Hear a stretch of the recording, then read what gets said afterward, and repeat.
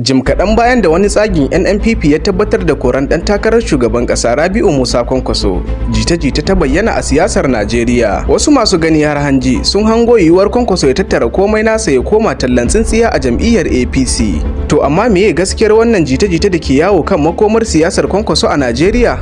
Saurari bayani. Idan ba ku manta ba, bayan kammala zaben shekarar 2023, Kwankwaso da wani tsagin NNPP suka fara zaman doya da manja. Sannu a hankali suka bayyana kiyayyarsu ga ɗan takarar mai farin jini a yankin Arewa tare da bayyana janye shi a nonon jam'iyyar. Kwatsam a kwanan nan sai aka ga Kwankwaso da jigon APC BC Akande, lamarin da ya jawo sharhi daga masana siyasa. Wasu na ganin cewa hakan ba zai rasa nasaba da yiwuwar Kwankwaso ya karbi tsintsiya mai mulkin ƙasa ba. Sai dai Kwankwaso ya sha kare tarabar jam'iyyar APC inda yake ikirarin lakantar siyasa a matsayinsa na jigonta. Ganin Kwankwaso da Akande dai na iya ɗura ruwa a cikin shugaban APC na ƙasa Abdullahi Umar Ganduje, kasancewar shi da